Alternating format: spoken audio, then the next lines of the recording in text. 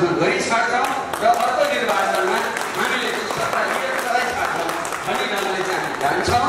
सबै विदेशतिर गइसक्यो, देश पनि खालिसक्यो भने विदेशीले आएर ज्वाइँहरू आएर यो देश जम्मै भरिन्छ, बुहारीले आएर तपाईँ खाइदिन्छन् भनेर डराउनु पनि जब छोराछोरी तपाईँ देशमा बसिरहेछन् भने ज्वाइँहरू भएर चाहिँ किन डराउनु भयो? त्यसो भएको हुनाले यस प्रकारका चाहिँ तर्क गरेर नागरिकतामा चाहिँ हामीले त्यस्तो विभेद गर्नु हुँदैन र यसलाई चाहिँ एउटै स्वराज्यले एउटै मान्यता हुने गरी संविधान बनाउनुपर्छ।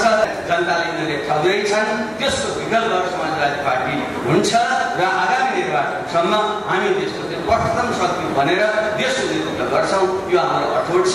पहिलोचोटि नेपाली जनता सार्वभौम भएको छ र यसलाई कसैले पनि बल प्रयोग गरेर खोज्नु सक्दैन। यदि सैन्य राजा महाराजाले खोज्न सक्थे यसलाई खोज्न सक्दैन। जनताले चाहँदा यसलाई परिवर्तन गर्न सक्छ। त्यो बाहेक कुनै पनि शासकले यसलाई खोज्न सक्दैन। भेदन थियो र जुन वैज्ञानिक आधारको पहिचान सामर्थ्य हामी पहिचान भनेर खालि जातीय भाषिक मात्रै पहिचान भनेको छैन। जातीय भाषिक सांस्कृतिक ऐतिहासिक भौगोलिक पहिचान भनेको र सामर्थ्यको अर्थमा चाहिँ आर्थिक सामर्थ्य अब अन्य पूर्वाधारका सामर्थ्य लगायतका सामर्थ्य भने त्यसलाई मिलाएर प्रदेश बनाऊ। त्यसो गर्दाखेरि हुन सबभन्दा राम्रो बस प्रदेशै हो होइन, त्यो नै होइन। त्यसलाई तल जातिले संयुक्त प्रदेश बनाउने हो भने पनि जुन जाति र भाषाको चाहिँ आफ्नो क्षेत्र मिल्छ त्यो क्षेत्र मिलाएर यसको पुनर्सीमाङ्कन गरौँ भन्ने चाहिँ हामीले बनायो। त्यसैले यो विषयलाई सबै साथीहरूले गम्भीरतापूर्वक बुझ्ने चाहिँ आग्रह छ र पहिचान पनि त्यस्तो पनि छ भन्ने जुन बुझाइ छ गलत हो। यो भारतमै तपाईँले गरेर हेर्नु भने तामिलहरू बस्नु प्रदेशको नाम तामिलनाडु छ, बङ्गालीको बस्नुको नाम बङ्गाल छ, बङ्गालीको बस्न पन्जाब भन्ने प्रदेश छ, नागाको बस्नको नागाल्यान्ड छ, मिजो बस्नेको चाहिँ मिजोराम छ। अनि त्यो थुप्रै छ भारत। अमेरिकामा पनि एरिजोना लगायत अलाबामा लगायत जुन राज्य तपाईँले सुन्नुभएको छ 52 राज्यमध्ये 26वटा राज्य चाहिँ त्यहाँका जुन आदिवासी जनजातिहरू थिए तिनको भाषाको नाममा तिनको पहिचानको आधारमा त बनाइएको यो यथार्थ हो। अनि हामी कहाँ चाहिँ यहाँ तमुवार भन्यो भने अथवा चाहिँ यहाँ चाहिँ नेवा भन्यो भने खमुवा लिम्बुवान भन्यो भने त्यो टुक्रिन्छ भन्ने चाहिँ जुन हवाटिका यो छ यो गलत कुरा हो। त्यसले यसलाई तपाईँ हामीले राम्रोसँग बुझेर बुझाउनु पर्छ र यतापट्टि हामी जानुपर्छ। किन जानुपर्छ प्रश्न लाग्छ तपाईँले? नभए के बिग्रिन्छ भन्नु तपाईँले? के बिग्रिन्छ भने विकास र समृद्धि हाम्रो चाहना हो। सुशासन विकास र समृद्धि यति बेलाको मुख्य एजेन्डा हो। तपाईँ सबै हामी सबैले खोजेको चाहिँ यो देशबाट गरिबी बेरोजगारीको अन्त्य होस्, देश समृद्ध होस् भन्ने चाहेको। तर अहिलेको चाहिँ जो विकासको विकास योजनाको विद्यार्थी पनि हो र यहाँका सबै गाउँ स्तरसम्मको तथ्याङ्क केलाएर हेर्दा के देखिन्छ भने नेपालमा सबभन्दा अविकसित भएका ठाउँहरू भनेका जहाँ दलितहरू बस्छन्, जहाँ जनजातिहरूका खास तबकाहरू बस्छन् त्यो सबैभन्दा अविकसित छ। खास गरी नेपालको चाहिँ गरिबीको चाहिँ मापमा तपाईँले हेर्नु भने 25% चाहिँ मैले आधार भन्छु अहिले घटेको छ। एभरेज चाहिँ 25% छ। ती मध्येमा जातीय आधारले हेर्दा के देखिन्छ भने जातीय आधारमा ब्राह्मण र नेवारहरूको 10% मात्रै गरिबी छ र दलितहरूको 45% गरिब छ। र यहाँ जुन विभिन्न जनजातिहरू छन्, तामाङहरू छन्, अरू जातिहरू छ, तिनीहरूको 35%, 40%, 32%सम्म चाहिँ गरिबी छ। त्यसैले पनि नेपालमा यो विकास पनि जातीय आधारमा असर परेको छ भन्ने तथ्याङ्कले देखाउँछ। यो कसरी भयो भने यो चाहिँ कुनै जाति सानो ठुलो भएर भएको होइन। राज्य सत्तामा जसको पहुँच पुग्छ, जसको भाषामा पढाइ हुन्छ, आफ्नै भाषा पढ्ने मान्छे चाहिँ बढी बाटो हुन्छ र त्यही मान्छे सत्तामा पुग्छ, प्रशासन चलाउने ठाउँमा पुग्छ, नियम कानुन बनाउने ठाउँमा पुग्छ। अनि उसले चाहिँ आफ्नो आर्थिक हैसियतको माथि लिएर जाने त सामान्य नियम हो नि। त्यसैले हिजो चाहिँ एउटा नेपाली भाषी समुदायले नेपाल राज्य चलाएको हुनाले राज्य सत्तामा उनीहरूको बढी पहुँच भयो र जसको राज्य सत्तामा पहुँच हो आर्थिक रूपमा पनि ऊ पनि समृद्ध भएर पनि जान्छ। त्यही कारणले गर्दा यस हिसाबले चाहिँ यो विकास र समृद्धिसँग संहिताको मुद्दा गम्भीर ढङ्गले चाहिँ उठेको छ। जबसम्म हामीले चाहिँ यो चाहिँ विभिन्न जातिहरूको ऐतिहासिक थाकहरू मिलेको ठाउँलाई आधार बनाएर हामीले चाहिँ प्रदेशहरू बनाउँदैनौँ र त्यो ठाउँमा उनीहरूले आफ्नो शासन आफै चलाउने, आफ्नै नियम कानुन बनाउने, आफ्नै भाषामा चाहिँ पढाइ गर्ने र आफ्नै भाषामा चाहिँ सञ्चार गर्ने अधिकार जबसम्म दिँदैनौँ त्यति बेलासम्म देशको विकास हुँदैन। त्यसैले म योजनाको एउटा विद्यार्थी हुनुको नाताले पनि, विकासको विद्यार्थी हुनुको नाताले पनि नेपालको छिटो विकास गर्ने हो भने हामीले चाहिँ यो नेपालको जुन विविध जाति र भाषिक समुदाय छन् तिनको क्लस्टर मिल्ने गरी हामीले चाहिँ राज्यको पुनर्संरचना गर्नुपर्छ, अधिकार उनीहरूले हुनुपर्छ, त्यसपछि देशको विकास हुन्छ भन्ने हाम्रो मान्यता हो। यसलाई यही ढङ्गले बुझ्नमा आग्रह गर्न चाहन्छु। र दोस्रो कुरा, विकास र समृद्धिको निम्ति नभई नहुने चाहिँ हामीले गरेको जुन शासकीय स्वरूप छ त्यो त्रुटिपूर्ण छ। यो खच्चड प्रकारको चाहिँ जुन संसदीय व्यवस्था हामीले अपनाएका छौँ त्यसले गर्दाखेरि यो देशमा दिगो शान्ति पनि हुँदैन। र यो निर्वाचन आयुक्तले पनि भनेर जानुभयो, जुन अहिलेको चुनाव एकदम खर्चिलो जुन चुनाव प्रक्रिया छ, पहिलो हुने निर्वाचित हुने जुन हाम्रो प्रणाली छ र थोरै 10-15% ल्याएर मात्रै पनि मान्छेले जित्ने जुन परिपाटी छ, यसलाई बदलेर हामीले कार्यपालिका र व्यवस्थापिकालाई अलग गरौँ। व्यवस्थापिका जसले ऐन कानुन बनाउँछ त्यसलाई पुनः समानुपातिक बनाइदिउँ, ताकि महिला, दलित, जनजाति, मधेसी, थारू सबैको चाहिँ यसमा प्रतिनिधित्व हुन्छ, ऐन कानुन बनाउँछन्। र जो कार्यकारी हो त्यसलाई प्रत्यक्ष निर्वाचित बनाइदिउँ। प्रदेशको पनि, सङ्घको पनि, प्रदेशको पनि, स्थानीय तहको त प्रत्यक्ष छँदैछ। त्यसो गरियो भने प्रत्यक्ष निर्वाचित कार्यकारीले चाहिँ ठिक ढङ्गले चाहिँ निश्चित अवधिसम्म चाहिँ कार्यकारी काम गर्न पाउँछ।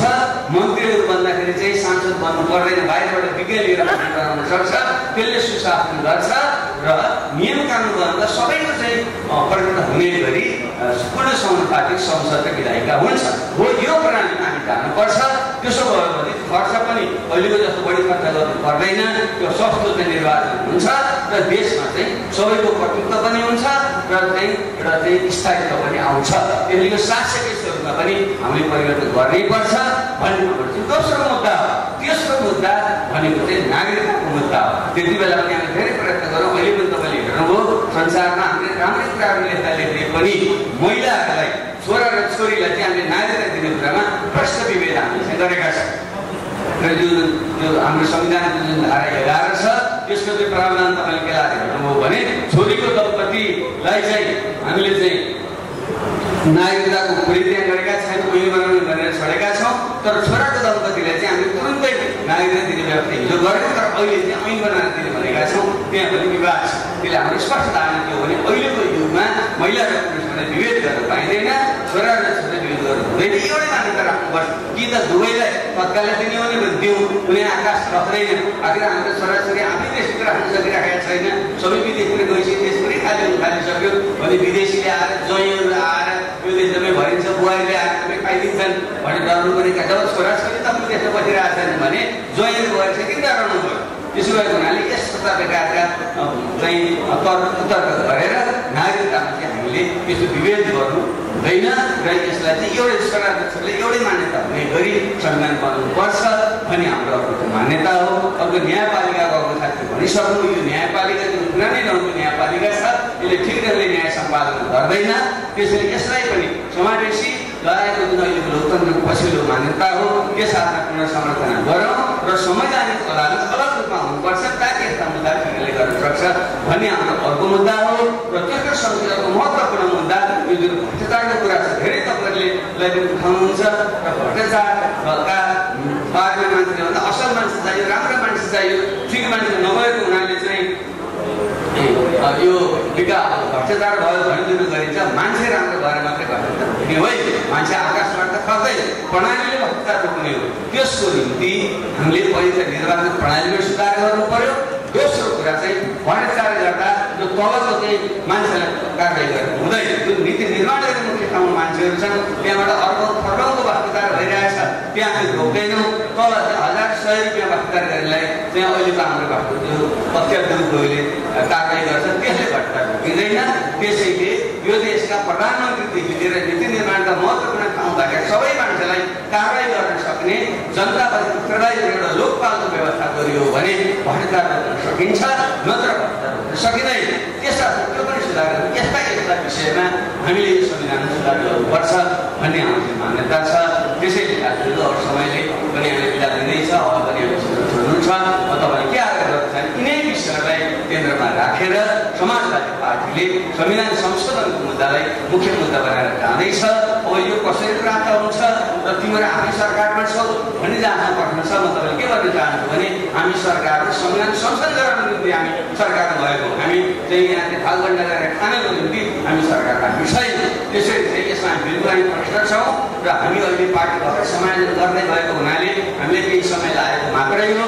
समायोजनको प्रक्रिया पुरा गरिसकेपछि हामी यो सरकारसँग गम्भीर ढङ्गले कुराकानी गरेर या त संविधान संशोधन गर होइन भने हामीले जनताको बिचमा गएर आन्दोलनको आनी बेहोरी ल्याएर संविधान संशोधन गरी छाड्छौँ र अर्को निर्वाचनमा हामीले सत्ता लिएर सधैँ छाड्छौँ भन्ने ढङ्गले चाहिँ हामी जान्छौँ र हामीले त्यत्तिकै चाहिँ सत्ताको मात्रै हामी टाँस्नेवाला छैनौँ। र म अन्त्यमा साथीहरूलाई, महिलालाई, दलितलाई, जनजातिलाई साथीहरूको विषयमा आग्रह गर्छु, नलडिकन सङ्घर्ष नगरिकन अधिकार पाइँदैन हो। हामी शान्तिपूर्ण ढङ्गले जान चाहन्छु, हाम्रो चाहना हो।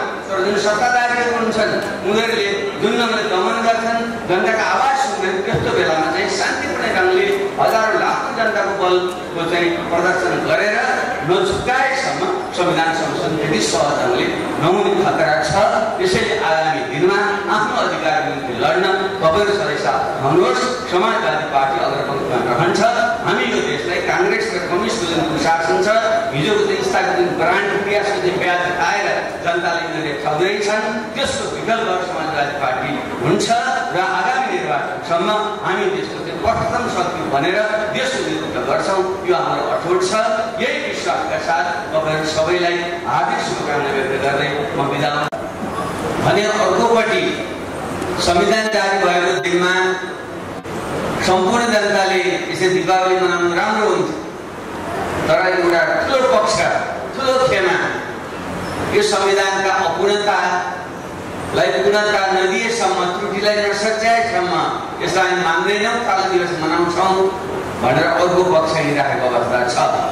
यस्तो अवस्थामा हाम्रो पार्टी जो देशको एउटा नयाँ विकल्प बनेर आउँदैछ, अत्यन्त सकारात्मक सोचका साथ पछिल्लो ज्ञान विज्ञानमा आधारित चेतनालाई बोकेर अगाडि बढ्दैछ, त्यसले यी दुई प्रकारका एउटा सत्ताधारीको उन्माद र अर्को चाहिँ अत्यन्त आक्रोशपूर्ण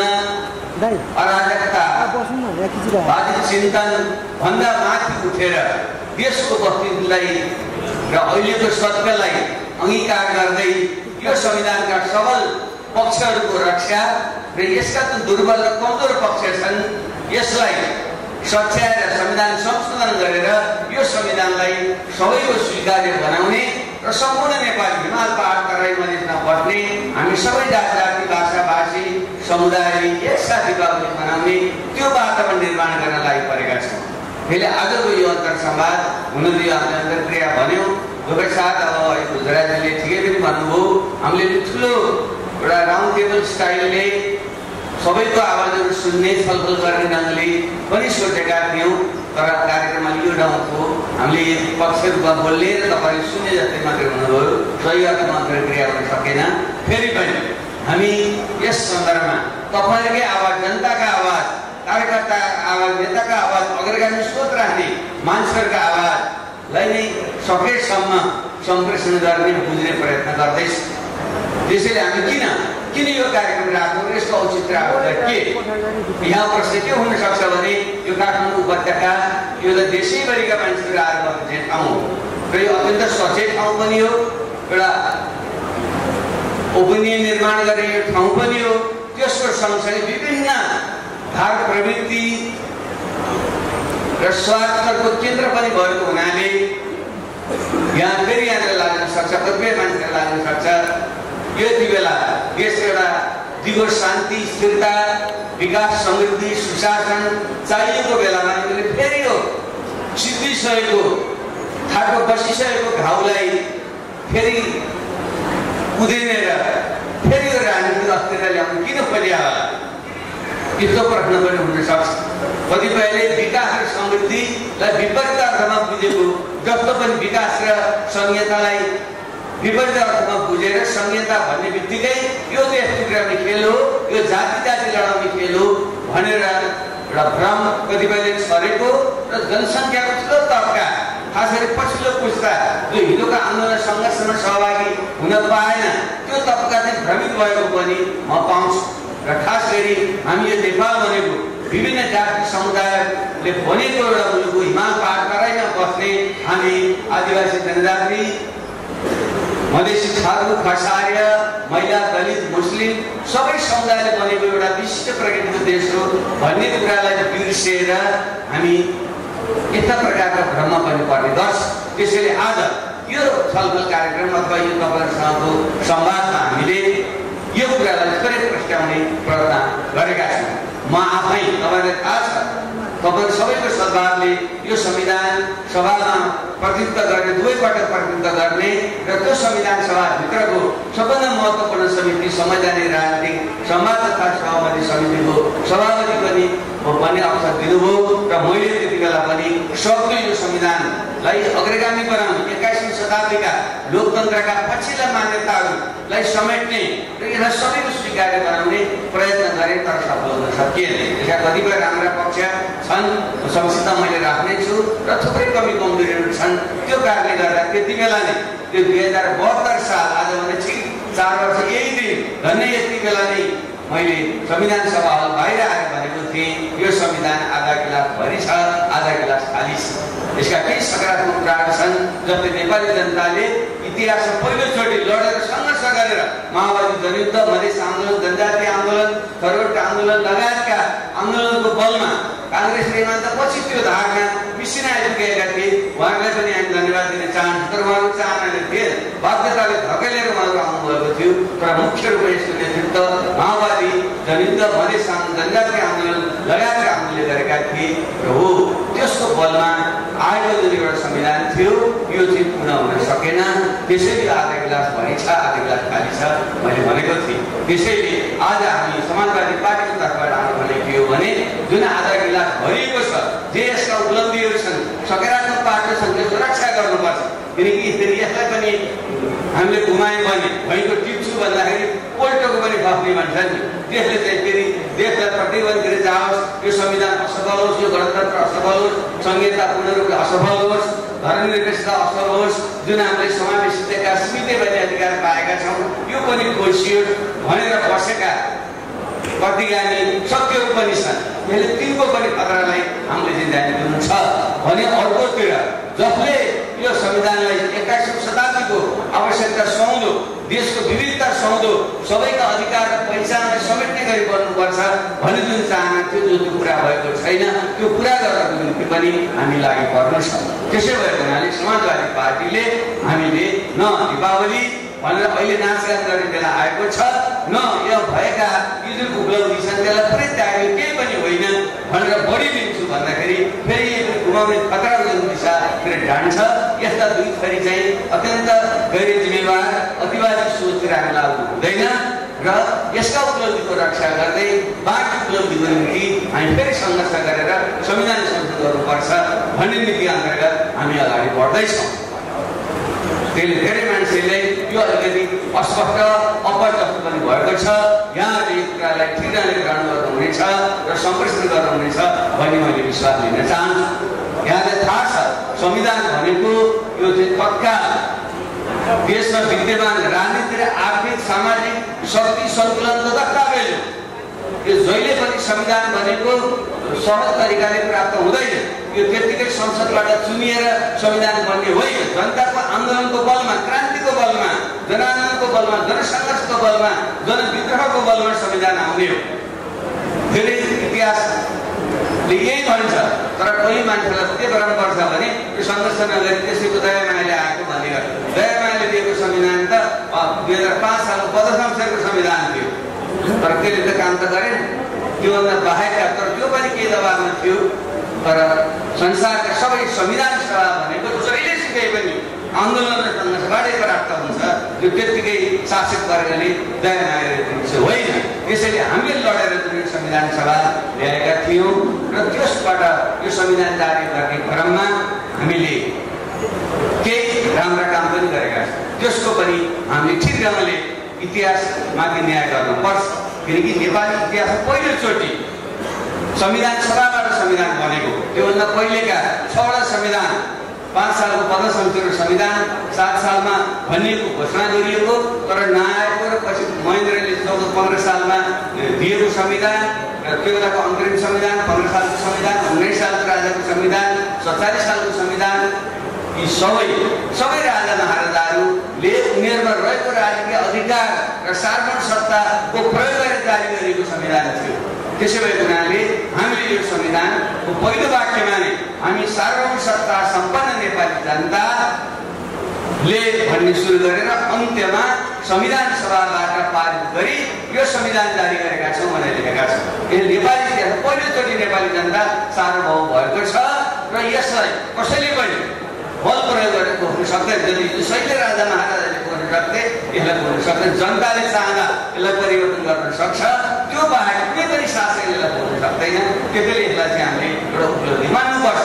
त्यसो अतिरिक्त साथीले भनिसक्नुभयो, यसमा लेखिएका मौलिक अधिकारका कुरा, राज्यका निर्देशित सिद्धान्तका कुरा, गणतन्त्रका कुरा सिद्धान्तमै भए पनि संहितामा 3 तहको संहितामा जाने कुरा र यो हाम्रा विभिन्न जाति समुदायको निम्ति हामीले खास गरी महिलाहरूको चाहिँ संसदमा प्रतिनिधि सभामा 33%, स्थानीय सभामा 40% र एकजना महिला दलित महिला प्रत्येक वडामा प्रतिनिधित्व गर्ने कुरा र महत्त्वपूर्ण विषयमा जनमत संग्रह गर्ने कुरा, महिला आयोग, दलित आयोग, जनजाति आयोग, अरू आयोग, मुस्लिम आयोग लगायतका आयोगहरू बनाउने कुरा, यी सकारात्मक कुरा यसको हामीले रक्षा गर्नुपर्छ।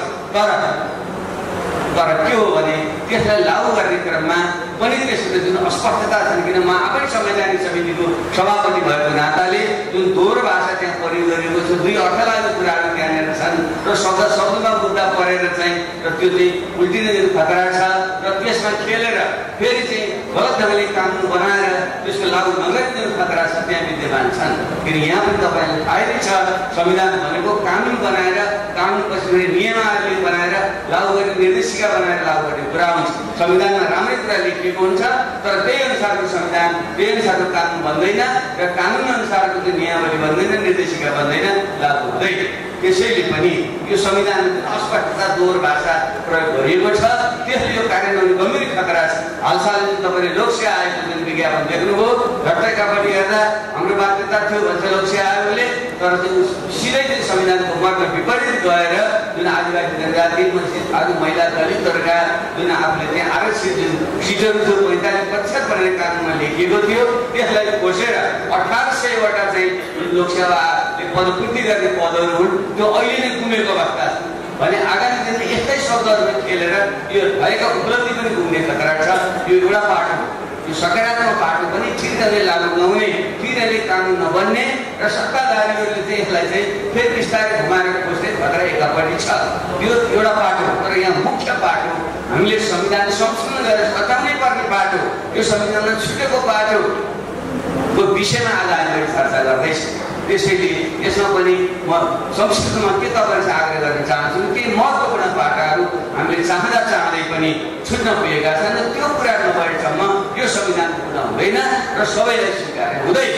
र त्यसमा पहिलो विषय भनेको यहाँ साथीले पनि चर्चा गरिसक्नुभयो, जुन हामी नेपालको जातीय क्षेत्रीय भाषिक विविधता, सांस्कृतिक विविधतालाई सम्बोधन गर्नको निम्ति हामी जुन संहितामा गयौँ, नेपाल 250 वर्षदेखि जुन यो नेपाल राज्य बन्यो, वर्तमान नेपाल राज्य बन्यो, त्यसको स्वरूप एकात्मक थियो र यसले चाहिँ विभिन्न जाति भाषा समुदायको चाहिँ अधिकार ठिक ढङ्गले चाहिँ प्रत्यावर्तन गर्दैन थियो।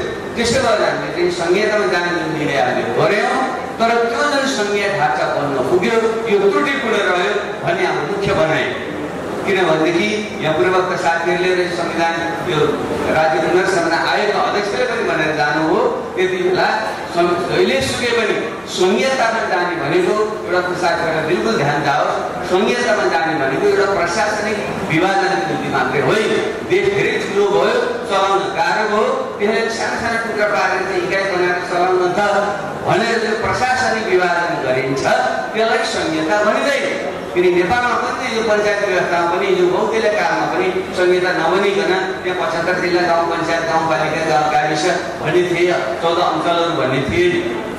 ती प्रशासनिक विभाजन थिए। तिनीहरूले त्यहाँ त्यो ठाउँमा बस्ने जुन विभिन्न जातिहरू हुन्, तिनीहरूको भाषा, संस्कृति, ऐतिहासिक पहिचान र तिनीहरूको जुन भाषिक लगायतका अन्य जुन स्वायत्त शासनको जुन अधिकार हो त्यसको प्रत्याभूति गर्दैन। त्यसैले त्यो प्रशासनिक विभाजन थियो, संहिता थिएन। चीन 1.5 अर्ब जनसङ्ख्या भएको ठुलो एउटा मुलुक हो, तर त्यो संघीय राज्य होइन। भले चाहिँ तिब्बत लगायतका छेउछाउका ठाउँहरूमा चाहिँ त्यहाँ चाहिँ स्वायत्त त्यहाँ प्रदान गरिएको छ, तर राज्यको स्वरूप एउटा हान जातिको नै 90% भन्दा बढी बाहुल्य भएको हुनाले त्यो एकात्मक राज्य हो। तर बेल्जियम, स्विजरल्यान्ड जस्ता जुन साना साना देशहरू छन् त्यहाँ किन संहिता छ भने त्यहाँ विभिन्न भाषिक भले जातीयता एउटै हो। त्यो युरोपियनहरू जाति उनीहरू पनि आफूले ककेसियन जातिहरू भन्छन् र तिनीहरू एउटै जाति हो, तर तिनीहरूको भाषा जर्मनी, फ्रेन्च, स्विस आदि अलग अलग भाषा छन्। त्यसैले स्विजरल्यान्डमा त्यहाँ उनीहरू संहितामा गएका छन्, बेल्जियममा त्यसरी गएको छ र सानसाना देशमा पनि गएका छन् र हाम्रै भारत छिमेकी भारतमा पनि त्यो ढङ्गले गएको छ, किनकि त्यहाँ जातीय रूपमा पनि भाषिक रूपमा पनि विविधता छ। त्यसैले उनीहरू संहितामा गएका छन् र हामी नेपालमा पनि संहितामा जानु परेको कारण चाहिँ यो जातीय, भाषिक र सांस्कृतिक क्षेत्रीय विविधताकै कारणले गर्दा हो। र त्यसै भएको हुनाले धेरै साथीहरूलाई, खास गरी पत्रकार साथीहरूलाई, हाम्रो बौद्धिक साथीहरूलाई मेरो आग्रह छ, संहितामा किन पहिचान चाहियो।